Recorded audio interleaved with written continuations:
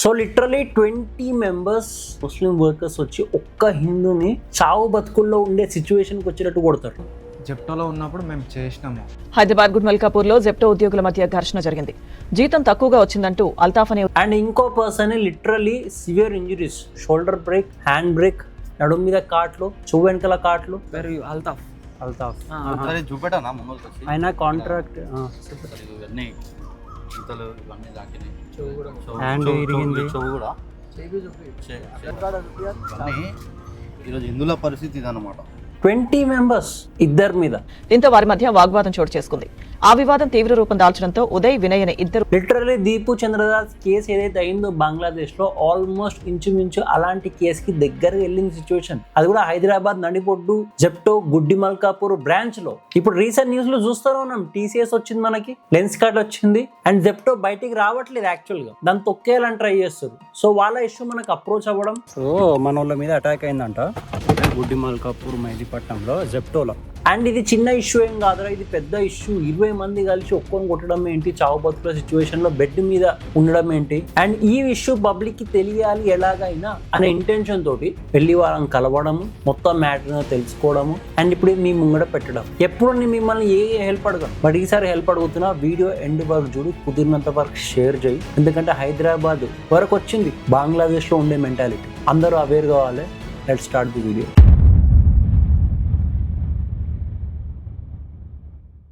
ఎవరైతే వచ్చి కొట్టిర్రో వాళ్ళు జెప్టోలో పనిచేసే వాళ్ళు కూడా కాదు, వాళ్ళు ఎవరో బయటి వాళ్ళు వచ్చి కొడతారో ఆ CCTV కెమెరాలో రికార్డ్ అవుతుంది, బట్ ఫుటేజ్ బయటికి వెళ్ళదు, ఆర్ఎల్స్ ఎరేజ్ అయిపోయింది, ఆర్ఎల్స్ some kind of technical issue. 3 days నుంచి కెమెరాలు పనిచేయాలి.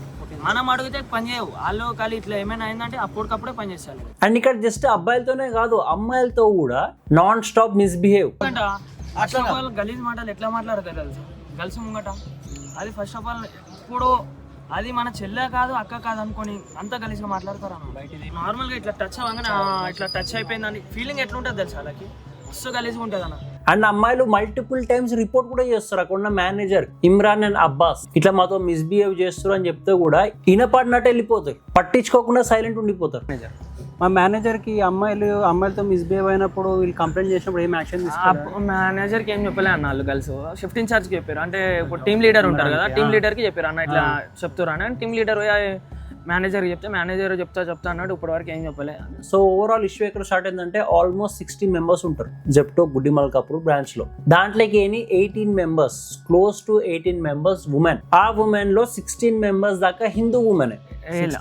60 మెంబర్స్ కదా వాళ్ళకి, దాంట్లో 18 members girls. 18 members girls.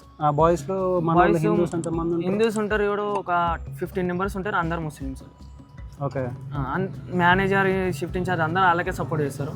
And remaining count ఏదైతుందో 42 పీపుల్, ఆ 42 పీపుల్ లో 25 మెంబర్స్ ముస్లిమ్స్. రేషియో ఎంత ఉన్నది ఇప్పుడు హిందూస్? నేను చెప్తా, 18 మంది అమ్మాయిలు, 60 ఉన్నారు, అంటే 42 మంది. 42 మందిలో హిందూస్ ఎంత మంది అన్న? 15 మెంబర్స్. అంటే వాళ్ళు లిటరలీ 25 దగ్గర ఉంటారు.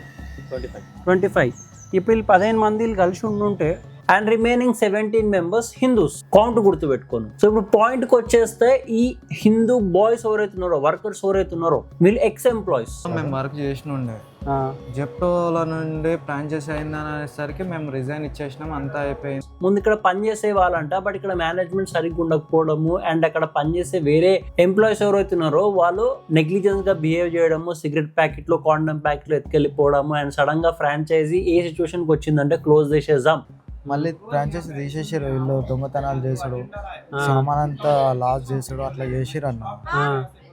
సగానికి సగం ఇక్కడ పని చేసేటోళ్ళే, అందులో సగానికి సగం అమౌంట్ అది సామాన్ ఎక్కువయ్యారు. Condoms, cigarettes. ఈ హిందూ వర్కర్స్ ఎవరైతే వాళ్ళు వెళ్ళిపోయారు యాక్చువల్ గా. తర్వాత జెప్టో మళ్ళీ బ్యాక్ వస్తుంది, జాయిన్ అవ్వండి, మీకే మంచిది అని చెప్తే యాజ్ ఎక్స్ ఎంప్లాయీ లెక్క జాయిన్ అయ్యారు. అంటే మళ్ళీ వచ్చి జాయిన్ అయ్యారు వీళ్ళు. అండ్ యాజ్ యూజువల్ ఇప్పుడు ఎక్స్ ఎంప్లాయీస్ ని జాయిన్ చేసుకున్న కదా, వీళ్ళు జెప్టో పర్మనెంట్ రోల్ మీద ఉండే, అంటే వీళ్ళకి సాలరీ కొంచెం ఎక్కువ ఉంటుంది when compare to this 25 Muslim people over on contract అంటే టెంపరీ పర్పస్ కి వర్క్ చేస్తారు బేసిక్. జీతం తక్కువగా వచ్చిందంటూ అల్తాఫ్ అనే ఉద్యోగి సంస్థలో పనిచేసే ఓ అధికారిని నిలదీశాడు. వీళ్ళకి శాలరీ ఎక్కువ ఉంది, మాకెందుకు శాలరీ తక్కువ అని చెప్పి మధ్యలో ఒకసారి క్లాష్ అయ్యిందంట. అండ్ అదే కాకుండా ఈ నాన్ స్టాప్ మిస్బిహేవ్ ఏదైతే ఉందో ఉమెన్ తోటి, అది మేనేజర్స్ కి రిపోర్ట్ చేసిన మేనేజర్స్ పట్టించుకోకపోవడము. అండ్ అది చూసి అక్కడ ఉన్న హిందూ పోరళ్ళు ఎందుకు మిస్బిహేవ్ చేస్తారు మీరు అమ్మాయిలతోటి, మంచిగా ఉండొచ్చు కదా అని చెప్పి ఆ మిస్బిహేవ్ చేసే ముస్లిం పీపుల్ కి చెప్పడము, అది పగబట్టుకున్నారు. అండ్ దాంతో పాటు ఇందాక చెప్పిన ఇష్యూ శాలరీ కార్డ్ వచ్చే ఇష్యూ, ఇది కూడా మనసులో కూర్చుండిపోయింది. సో ఈ 2 ఆస్పెక్ట్స్ చూస్తూ సడన్ గా ఒక రోజు ఒక ఎంప్లాయీ ముస్లిం పర్సన్ పేరు అల్తాఫ్ డ్రింక్ చేసి వేరే వాళ్ళు చెప్పారంట వాళ్ళ ఫ్రెండ్స్ అని కొట్టాలనగానే డైరెక్ట్ వచ్చిండు, ఏం మాట్లాడలేదు, డ్రింక్ చేసి ఫుల్ డ్రింక్ చేసి వచ్చి కొట్టేసిండు. సో లిటరల్లీ ఆ ముస్లిం పర్సన్ ఆ హిందూ పర్సన్ కొట్టి సడన్ గా జాబ్ ఆపేసి ఇంటికి వెళ్ళిపోతాడు. సో దెబ్బలు తిన్న ఆ పర్సన్ ఎవరైతే ఉన్నారో హిందూ పర్సన్, ఆయన వచ్చి చెప్తాడు అనమాట, ఇట్లా కొట్టిరు నన్ను అదే అంటే, అవునా ఇట్లా మిస్బిహేవ్ చేసిండా చూసాంలే రివర్స్ మాట్లాడుతుండు. ఆయన యాక్షన్ చేసిన తప్పులకైతే నేను యాక్షన్ ఏం తీసుకోవట్లేదు, రేపు రాని యాక్షన్ తీసుకుందాం అని అన్నారంట. ఎవరు? ఈ మేనేజర్ అబ్బాస్ అండ్ ఇమ్రాన్. అన్నాక ఈ హిందూ పర్సన్ సెకండ్ డే మళ్ళీ వచ్చిండు. అయితే ఫస్ట్ డే కొట్టి వెళ్ళిపోయింది, సాటిస్ఫాక్షన్ కాలేదని చెప్పి సెకండ్ డే మళ్ళీ వస్తారు ఆ పర్సన్. బట్ వర్క్ చేయడానికి కాదు, వచ్చి బ్రో నువ్వు బయటికి రా ఒకసారి, బైజాన్ తుమ్ బాగా రావు అని చెప్పి బయటికి తీసుకొస్తే ఆయనతో పాటు 20 మందిని వేసుకొస్తాడు. 20 మందిని వేసుకొచ్చి ఆ పిల్లోడిని చావు బతుకులు దగ్గరికి వెళ్ళే వరకు కొడతారు.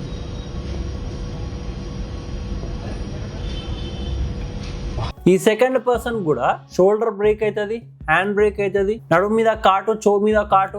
ఆయన కాంట్రాక్ట్ ఇవన్నీ ఈతలు ఇవన్నీ తాకినాయి, హ్యాండ్ ఇరిగింది, చెవు కూడా. ఇవన్నీ ఈరోజు హిందువుల పరిస్థితి ఇదన్నమాట. లిటరల్లీ ఊహించుకో, అక్కడెక్కడనో బంగ్లాదేశ్ లో ఉండే మెంటాలిటీ హైదరాబాద్ కి షిఫ్ట్ అయింది. ఈ మాబ్ లించింగ్లు ఏవైతే ఉంటాయో ఇవి ఎక్కడ చూసినాం మనం, బంగ్లాదేశ్ లోనే చూసినాం. ఇప్పుడు మళ్ళీ హైదరాబాద్. అయితే ఇప్పుడు కొట్టెళ్ళిపోయారు, వీళ్ళిద్దరు సివియర్ గా ఇంజూర్ అయ్యారు, మళ్ళీ పోలీస్ కేసు అవుతుంది కదా. సో పోలీస్ కి ఇన్ఫార్మ్ చేసి పోలీస్ కి కంప్లైంట్ చేస్తే ఇన్ని రోజులు పట్టించుకొని అబ్బాస్ అండ్ ఇమ్రాన్ సడన్ గా వీళ్ళకి కాల్ చేసి ఎందుకు మీరు పోలీస్ వరకు వెళ్తారు, మనం సాల్వ్ చేసుకుందాము. వాళ్ళ ఫ్రెండ్స్ కి చెప్తే వాళ్ళ ఫ్రెండ్స్ అంటారు, నేను పిలిపించి సారీ చెప్పిస్తాను, కంప్లైంట్ ఏం పెట్టకు, చిన్న గొడవనే కదా అది అన్నారు. స్పాట్లో డెడ్ అయిపోతే మేనేజర్ బయటకు వచ్చే ప్రాబ్లం లేదు. ఆయన ఇప్పుడు కంపెనీ వాళ్ళకి చెప్పినా కానీ డైరెక్ట్ ఆ టైంకి ఎవరు కాల్ రెస్పాన్స్ చేయరు, అది ప్రాబ్లం.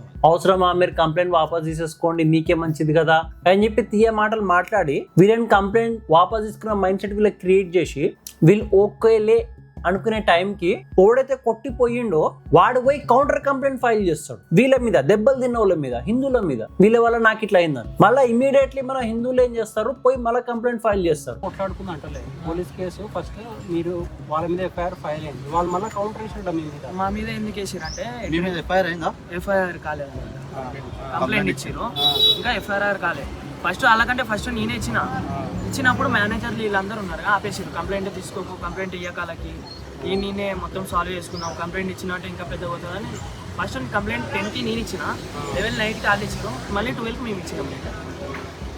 ఆలోచించి ఇప్పటి వరకు పట్టించుకొని అబ్బాస్ ఇమ్రాన్ ఎవరైతున్నారో మేనేజర్లు ఫస్ట్ అమ్మాయిలు కంప్లైంట్ చేసి మిస్బిహేవ్ అవుతుందని చెప్పేసి పట్టించుకోలేదు. ఫస్ట్ డే కొట్టెళ్ళిపోయిండు ఆ పర్సన్ అని చెప్తే పట్టించుకోలేదు. సెకండ్ డే ఆ పర్సన్ వచ్చి కొట్టెళ్ళిపోయిండు, ఇద్దరు సాగు బతుకుల్లో ఉన్నారు అని చెప్పినా సరే పట్టించుకోలేదు. బట్ పోలీస్ కంప్లైంట్ ఇచ్చినాక ఎందుకు పోలీస్ వరకు మనం సాల్వ్ చేసుకుందాం అని చెప్పి తీయ మాటలు మాట్లాడి వీళ్ళని మబ్బు పెట్టి అక్కడ వాళ్ళకి ఛాన్స్ ఇచ్చిండు ఫస్ట్ కంప్లైంట్ ఫైల్ చేయడానికి. అండ్ రీసెంట్ గా టీసీఎస్ మన కంట్లోకి వస్తే టీసీఎస్ ని అడిగినాం గట్టిగా క్వశ్చన్లు, పబ్లిక్ నానా బూతులు తిట్టిర్రు.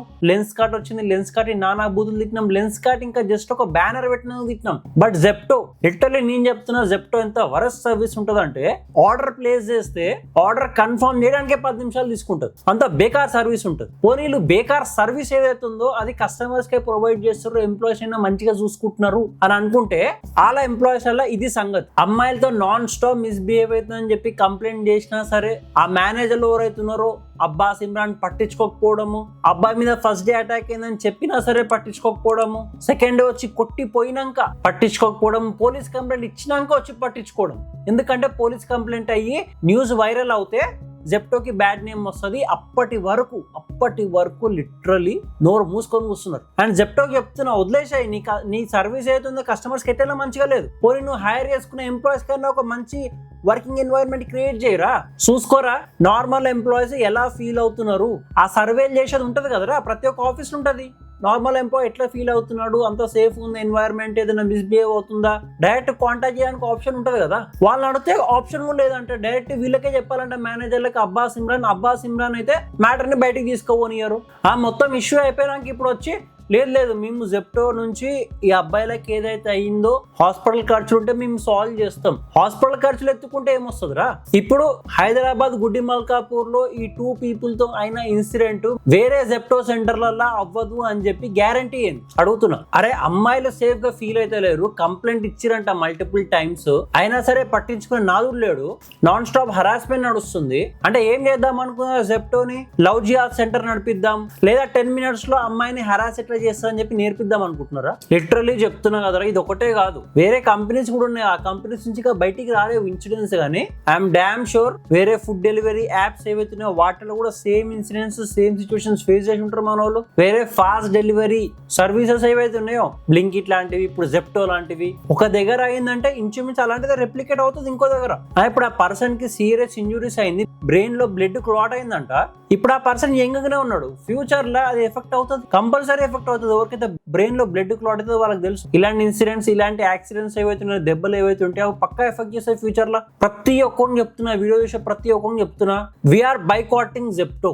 ఎట్లయితే లెన్స్ కార్ట్ ని బైకాట్ అని చెప్పి నడిపినామో, జస్ట్ ఒక పోస్టర్ బయటపడి ఒక బయాస్నెస్ బయటపడ్డందుకు, అలాంటిది ఇక్కడ బయాస్నెస్ ఏ కాదు, క్లియర్ కట్ సపోర్ట్. అమ్మాయిని హెరాస్ చేసినప్పుడు support in the name of community. ఎన్నిసార్లు కంప్లైంట్ చేసినా పట్టించుకోకపోవడము, ఒకరు వచ్చి ఓపెన్ డైరెక్ట్ లో కొట్టెళ్ళిపోతాడు హిందూని, అది పోయి కంప్లైంట్ ఇచ్చినా పట్టించుకోకపోవడము. సెకండ్ 20 మందిని వేసుకొచ్చి ఆల్మోస్ట్ సావు బతుకులు లేటట్టు కొట్టిపోతారు, అప్పుడు పట్టించుకోరు.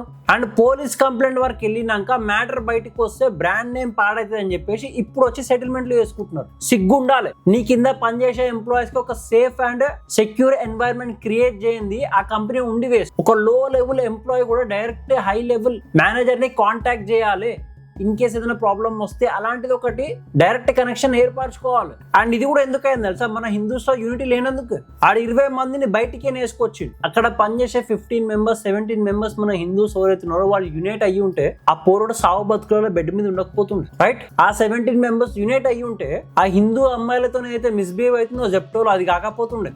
ఎక్కడనో ఒక చోట ఏదో ఒక టైంలో మన హిందూ మీద గుళ్ళుతాడు. వాడట్లా కాదు, నాకు 10 రూపాయలు తక్కువ వచ్చినా సరే నా పక్కన కూడా ఉంటాడు, వాడు నావడే అయి ఉండాలి అని చెప్పి ఆ 20 మంది వాళ్ళు పెంచుకున్నారు పాపులేషన్, వర్క్ ఫోర్స్, వాళ్ళ పీపుల్ ఉండేటట్టు. అండ్ హిందూ అమ్మాయిలను హెరాస్ చేయడము, హిందూ అబ్బాయిలను కొట్టడం ఫర్ నో రీజన్. ఇంకెప్పుడు మేలుకుంటారా హిందూస్? బంగ్లాదేశ్ లో అయినట్టు నిన్ను కూడా ఏదో ఒక రోజు నిన్ను కొట్టి రోడ్డు మీద డ్రాగ్ చేసి తీసుకుపోయి చెట్టుకు గట్టి ఏలాంటి కాలు వస్తే కానీ నువ్వు రియలైజ్ కావా అడుగుతున్నా. అండ్ ఈ వీడియో చూసిన ప్రతి ఒక్కరు అడుగుతున్నా, Zepto we should boycott Zepto, full fledged boycott చేయి. ఎలాగైతే టీసీఎస్ మ్యాటర్ లో టీసీఎస్ ని సరిదిద్దినామో, లెన్స్ కార్ట్ మ్యాటర్ లో లెన్స్ కార్ట్ ని సరిదిద్దినామో, అలా ఇప్పుడు ఈ జెప్టో మ్యాటర్ లో మనం మళ్ళా యూనైట్ అయ్యి జెప్టోకి బుద్ధి చెప్పాలి. వాళ్ళ ఎంప్లాయీస్ ని టేక్ కేర్ చేయరా బాబు అని. కుదిరినంత వరకు వీడియో షేర్ చేయి. Thanks for watching.